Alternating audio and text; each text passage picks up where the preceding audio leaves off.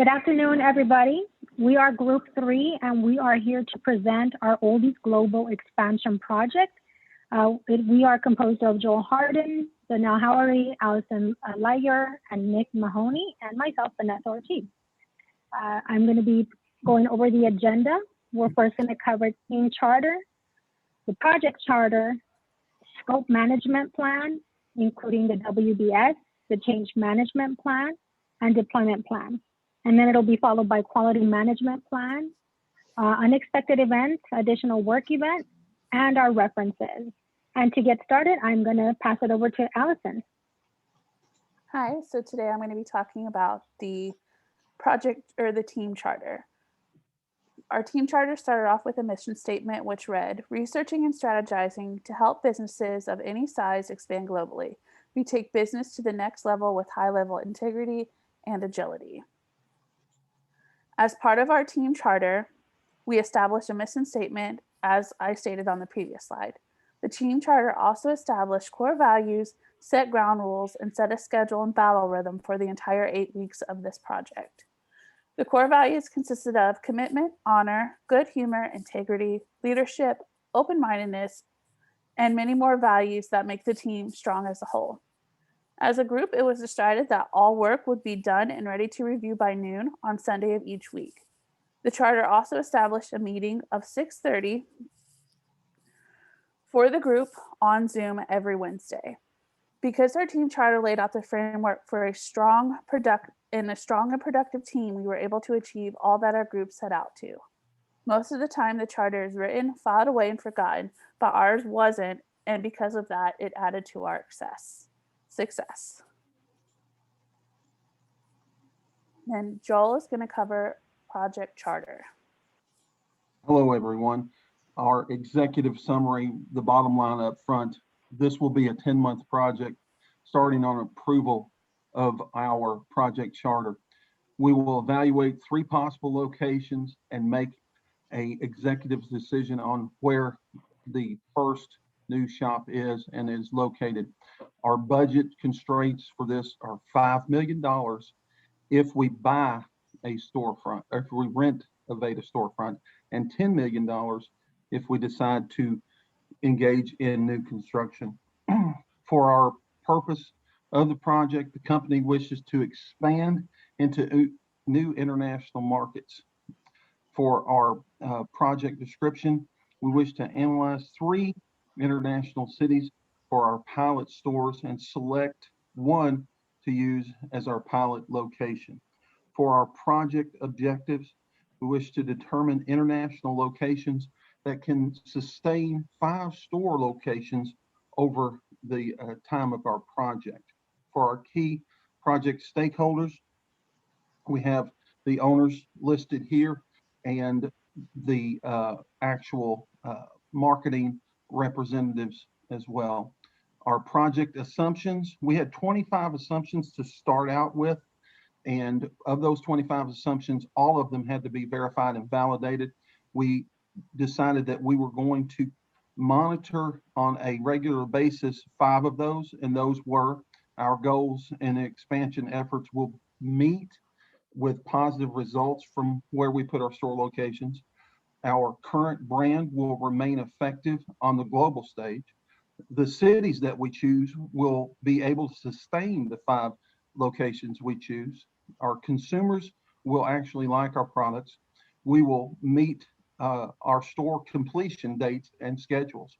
As for our project's constraints, we had 7 constraints, and of those 7 constraints, we narrowed it down to 3 that we were going to watch very closely. Those were a set budget of $10 million, again, if we decided to build, and $5 million if we used existing locations. The economic situations because of the pandemics were constrained, and also the 10 months to complete the project. The team had 5 project exclusions. Again, we narrowed this down to 2 that we wanted to maintain close contact and watch over, and those were the training curriculums of the employees and the software and the currency exchange, which we will hear about later as we experienced an unexpected event. I'll be followed by Nick Mahoney. Like any work breakdown structure, each element has a direct correlation with the scope of the project and acts as a roadmap for success. The starting date of our project was January 24th, when our project charter was approved, and project completion was a customer requirement of 10 months to be completed on October 22nd. Our level 2 deliverables consist of planning, the export-import plan, the storefront, construction, staffing, food and goods, and project risk. Our level 3s are a total decomposition of the level 2 deliverables, breaking them down into work packages. The entire WBS consists of 122 tasks that must be achieved to deliver the scope to the client. To view the level 3 work packages, please refer to our WBS in the Microsoft project file. Our change management plan begins with a proposed change at which the program manager will be briefed, and the change will be presented to the CCB. The change control board can either approve, reject, or require more information. If the change is approved, it will be up to the head of the change control board, the program manager, to approve or reject the change. Any changes that cause the project to go over budget or the schedule to be delayed will be denied. The change request form will require the requester, date, request ID and number, the reason for change, and which aspect of the project it impacts, the proposed action to carry out the change, any associated costs, and finally the approval and signature of the program manager. Following me will be Vanessa with the deployment plan. All right, so I'll be going over the deployment plan, and we're going to cover the items that will be required to be completed prior to the project launch. We will cover the human resources, travel and security, and communication and technology. So we'll start off with human resources. Our deployment operation for human resources will be part of what we're going to do is send out an advance party to select international cities. We will relocate 3 groups of 4 to conduct human resources deployment operations. The group will consist of a human resources manager, 1 benefits specialist, 1 training coordinator, and 1 bilingual human resource specialist. We are also going to partner with a staffing employment agency to help meet our stringent guidelines and ensure that we have already staff that is drug-free and can pass a background check. The human resources offices overseas will be in a central location to the 3 cities. A bilingual human resources contractor will be responsible for hiring, training, benefits, and timekeeping. And a formal agreement will occur only after we officiated the selection of the city abroad. So we'll move on to travel and security. Travel and security, all visas, travel visas, the advanced party personnel must ensure that their travel visas and passports are current and valid 6 weeks prior to launch. Vaccinations and health, all advanced party personnel will coordinate with an appointed medical physician 2 weeks prior to departure to ensure all vaccinations are current and that they receive additional vaccines required when traveling to specific countries. Medical clearance is the final approval for all travel of advanced party personnel. And security and embassy, U.S. employees will be required to take training on health, travel, and transportation abroad in different countries. Employees will be required to locate and save the U.S. embassy information in the event of an emergency and provide their emergency contact information. They must enroll in the Smart Travel Enrollment Program, or better known as STEP. We'll move on to technology and communications. We will enroll in a cellular plan that will satisfy unlimited calling and data to and from the country to the U.S. that provides dual bandwidth and equipment or cell phones to ensure we have a solid signal and connectivity so there's no interruptions or miscommunication during the project. IT desk preparation. We will ensure IT has tested bookkeeping and payment transaction software and is ready for deployment abroad. We will assign and prep a dedicated help desk crew for project launch to support software deployment through the 5 months of operation. And training and curriculum, verification of training curriculum will be that it be culturally competent and ready for training. and above all, ensure that we have translations readily available in the foreign languages, Chinese, Tagalog, and Wu Chinese. And next, I will pass it over to Denel for the quality management plan. By Denel, she means Allison. We're going to take a quick look I'm sorry, Allison, yes. No worries. We're going to take a quick look at ways to check quality spelled out through our quality management plan.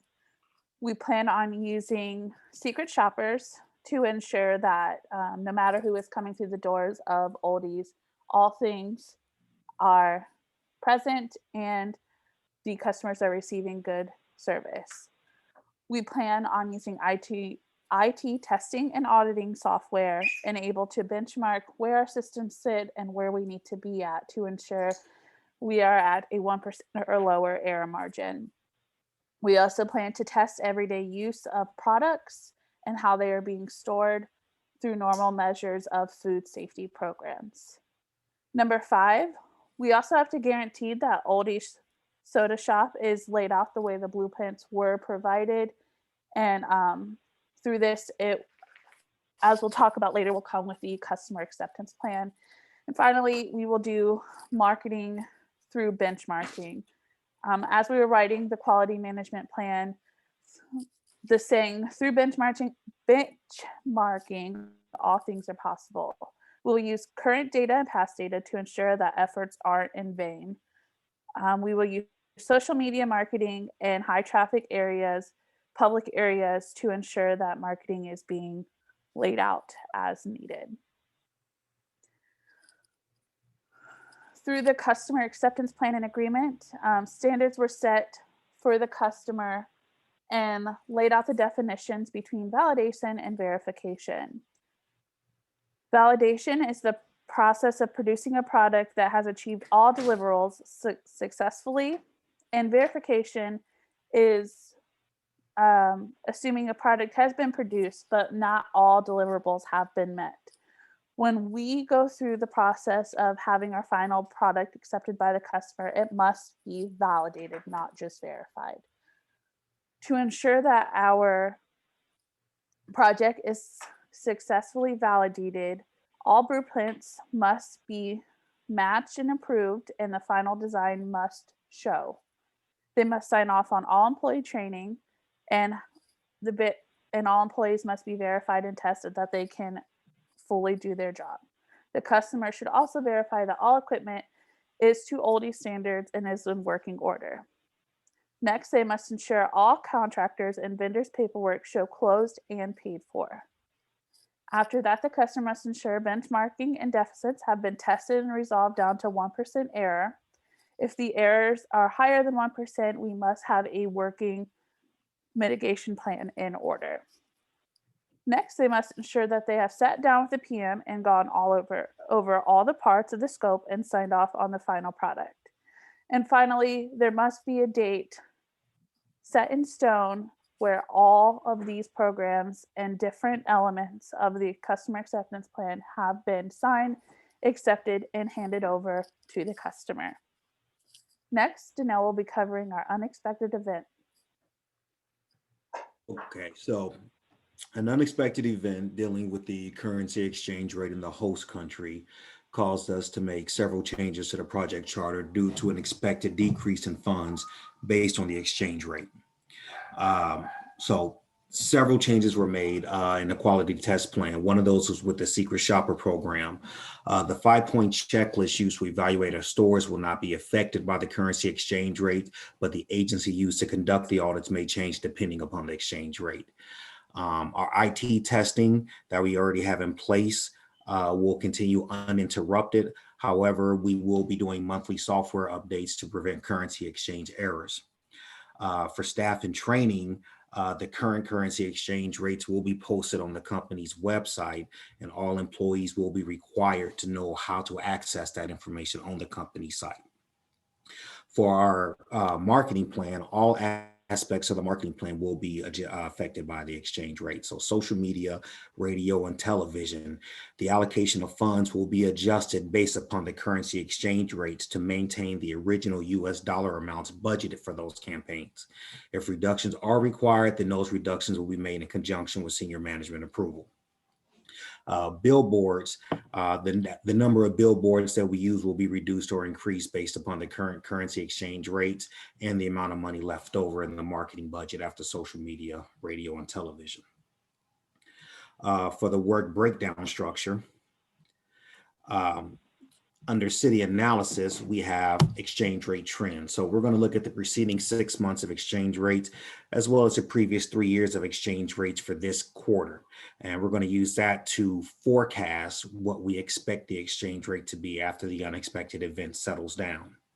Under project risks, we're going to do a pestle analysis. A pestle analysis is a situational analysis done at a macro level to identify environmental changes that can impact an organization. Performing an analysis at the start of the project may have given us an indication of the upcoming issue with the exchange rate. Performing an analysis quarterly or biannually will keep us appraised of any additional unexpected fluctuations in the exchange rate. Under foods and goods, we push back the start dates to accommodate the fluctuations in the exchange rates. And under storefronts and equipment, we've adjusted the equipment acquisition dates to start the lease terms closer to the grand opening, thereby reducing overall costs of the project and to accommodate the fluctuations in the exchange rate. Next slide. And these are just the references that we've used throughout the project for the work breakdown structure, for the project charter, for these slides. So does anybody have any questions?